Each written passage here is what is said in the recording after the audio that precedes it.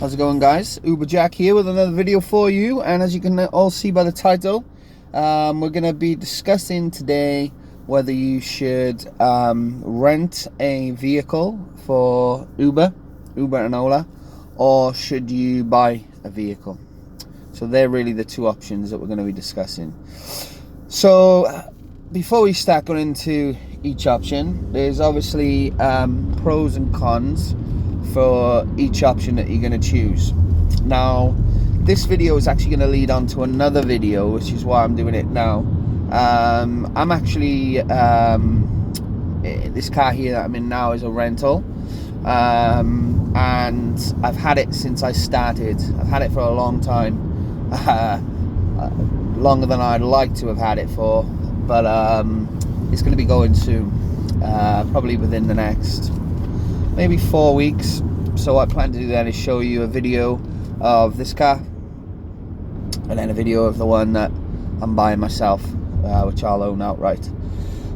So rental, let's talk about rentals first. So I went down the rental path because, you know, I didn't want to fork out money on a car specific for this, and then, you know, not enjoy it or whatever it was. I kind of knew I was going to enjoy it and I was going to want to do it all the time, but you know, this was just a precaution for me, and I would suggest that to anybody. If you don't already have a car that you could use for Uber or Ola, then, you know, go down the rental option for take a short-term rental out. The company that I use, they're called taxirentals.com.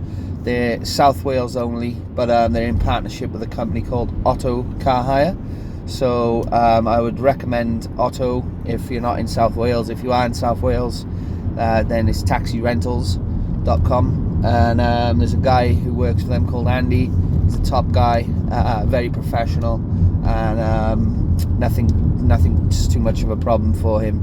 So that would be my recommendation. So yeah, if you're starting off and you don't already have a car that you can use, I would definitely have a look into the rental. Now, you want a short-term rental. You don't ideally want to be signing up for something which is like 6 months to a year long, because, you know, that defeats the point of having a rental, a short-term vehicle, to see if this is something you want to do full time, and then if you do, great, you know, you can give the rental back then. So the rental that I've got now, it was on a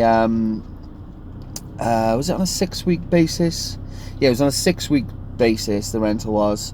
I had to have it for a minimum of 6 weeks. It could have been 4. I do apologise. Either 4 or 6 weeks. And then after that, it's just every week I can have it for as long as I want it for, and then I just got to give a 1 week's notice to give it back, which is, you know, reasonable indeed. So the benefits you're going to see of having a rental: you can give it back, as I say, if you start up and it's not really for you. Also, you know, you're going to have something. It's going to be new. It's going to be nice to drive. So that means it's also, because it's new, it's going to be reliable. It's going to be comfortable. It's going to have, you know, all of the extras that you're going to want: Bluetooth, hands-free, you know, leather.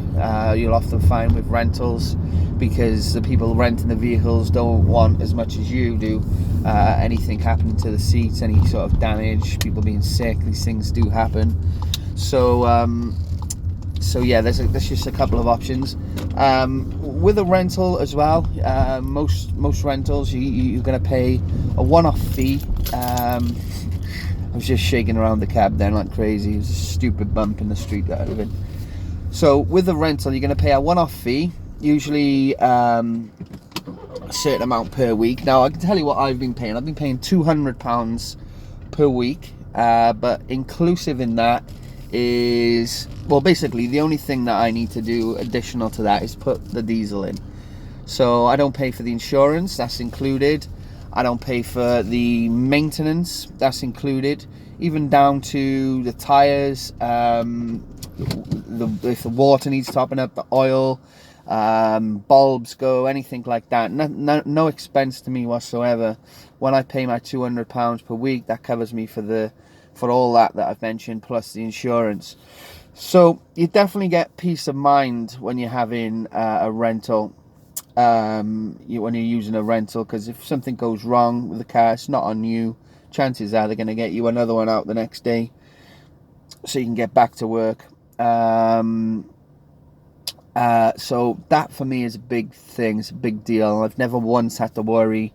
I mean, if you were to buy a vehicle and say it wasn't a new one, it was just sort of within the 10 years that Uber allow the vehicle to be. So say it was like sort of 8-9 years old with a fair mileage on it, you're going to be worried, and things were you know, rightly so, because things will start going wrong with cars around about that age. And you know, this is what you got to remember is this vehicle, if that's not working, you're not earning.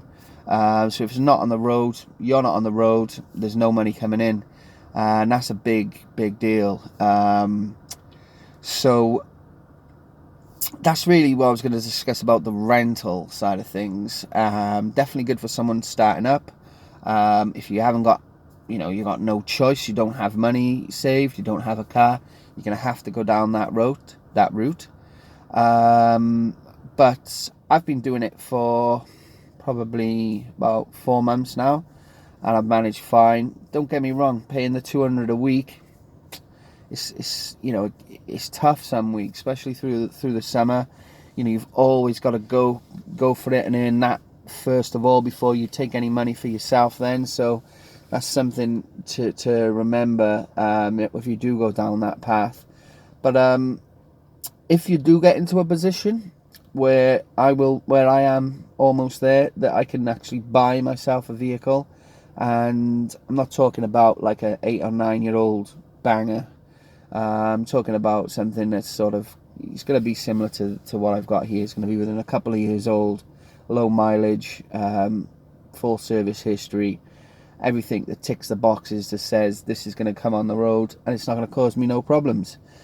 Fingers crossed anyway. But that's the other option then. So if you're going to buy, make sure it is one of those things, it's new, it's been serviced, the mileage isn't too high. And then, of course, that would be better for you financially, because $800 a month over 4 weeks, that's what I pay for my rental at the moment. Say my insurance is $250 a month on the car that I buy, then I've got $550 in my pocket to play with. Is that right? Yeah. So I got $550 in my pocket to play with. Now, obviously, I will have to start paying for my own servicing, my own tires, my own bulbs, water, oil, anything like that. But say I put away a generous $150 a month, you know, that's gonna take me to say £400 in total. That's my insurance, and then money aside for any servicing. I'm still saving then £400 per month, £100 a week. So yes, it's definitely better financially for you if you can get a vehicle that is paid for outright and is reliable. You know it's not going to cause you any issues. You know it's not going to sort of dig into your pocket too much. And bear that in mind, guys, when you're thinking about the vehicle that you're going to use. I mean, the more expensive the vehicle to buy, it's usually more expensive to service, to repair, for even down to things like, you know, just simple brakes and things like that. So I won't go into too much detail over the car that I'm buying or the car that I've got now. I'll explain that on the next video. This is just a comparison between rental and buying, and which route you should go down. And hopefully, if you're new, that's some information for you that you can use to take away. There's advantages to both. If someone was thinking about going down the route of having a vehicle that's say 8 or 9 years old, because I did mention that wouldn't probably be the best route to go down. Don't get me wrong, it is still possible. I would just make sure it's got a detailed service history. Maybe it's a car that you've owned and you've owned for a while, so you know the history, you know it's reliable. Just know that when you're driving, doing Uber or Ola, your mileage is nothing like what you've been used to using your car previously. unless it was used as a works vehicle then. But you know, you can expect mileages from anywhere as low as 400 miles in a week up to 1,000 possibly, depending on how hard you want to work and how often.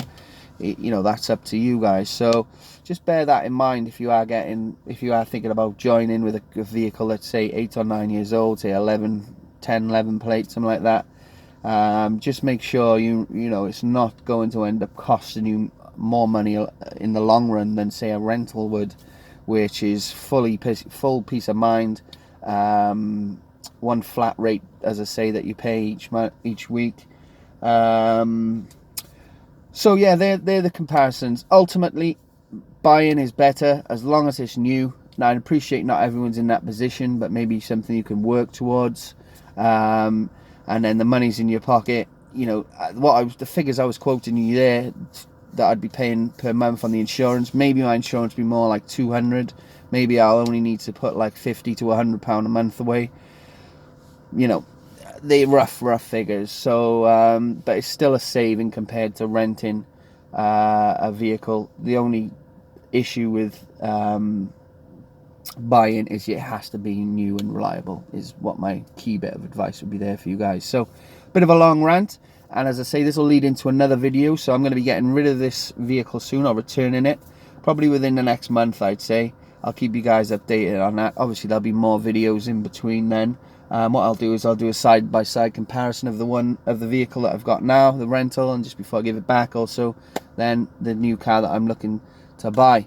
So guys, thank you so much. I've had so much support on these Ola videos and some of my Uber videos as well, and it makes me want to carry on and do more videos for you guys. And I'm open for discussions and opinions and suggestions, of videos people would like to see going ahead. But yes, Monday morning tomorrow, we're going to smash the week. Hope everyone else is feeling good, and I'll catch you guys in the next video. Bye.